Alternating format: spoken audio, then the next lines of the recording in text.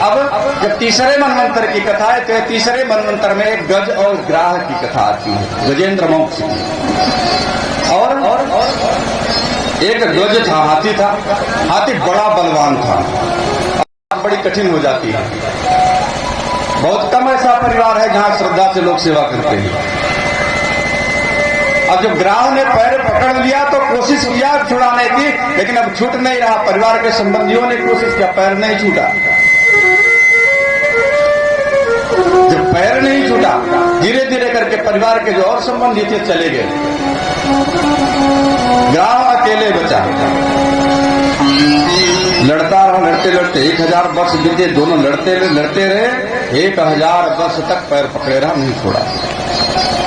फिर उसी समय एक कमल वहीं पर खिला था। उसी कमल को गजेंद्र ने, गज ने, हाथी ने उखाड़ लिया और उखाड़ करके भगवान से स्तुति करने लगे। ओम नमो भगवते तस्मै एतत् यस्तिजात्मकं पुरुषायादि बीजाय परेशायादि धीमहि। इस प्रकार से बहुत सारे श्लोकों से स्तुति की। और जब स्तुति की, अंत में हमको एक ही सहारा बचता है। जब सबका नाता टूट जाता है, सबका नाता जब टूट जाता है, तभी हम भगवान की तरफ विश्वास करते हैं। तब हमारा मन जाता है कि हाँ, भगवान के ही शरण में अब हमको चले जाना चाहिए। जब तक हमको अपने ऊपर विश्वास रहता, अपने परिवार के ऊपर, अपने धन के ऊपर, अपने बल के ऊपर जब तक चलता है, तब तक हम करते हैं। जब हम हर एक तरफ से क्षीण हो जाते हैं, तब हमको एक रास्ता वही दिखाई पड़ता, अब जो होगा वो भगवान ही करेंगे।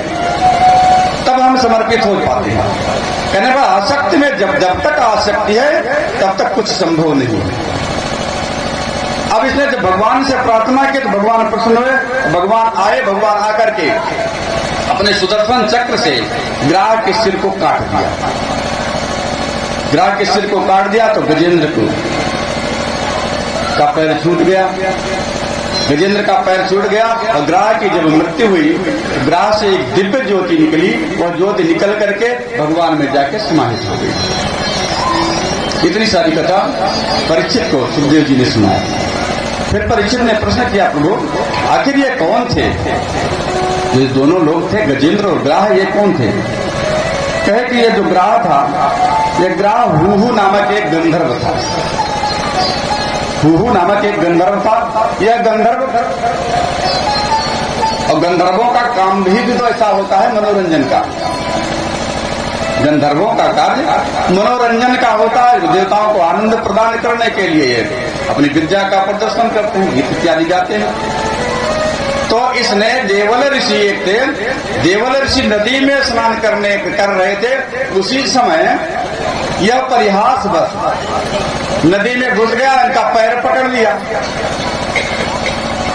अब पैर जब पकड़ लिया तो देवल ऋषि डर गए, कहे अरे कहीं मगरमच्छ ने तो हमको नहीं पकड़ लिया। फिर बाद में ये निकला, हंसने लगा, बड़े क्रोधित हुए इस पर, कहे तुमने तो हमको डरवाया और मगरमच्छ जैसा आचरण करते जाओ तो मगर हो जाओ। ये हुहु गंधर्व मगरमच्छ हो गया।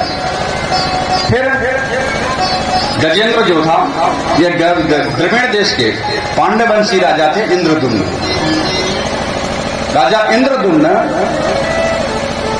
अपना राज्य कर रहे थे, लेकिन राज्य के ही समय इन्होंने संत का वेश धारण करके जंगल में चले गए तपस्या करने के लिए।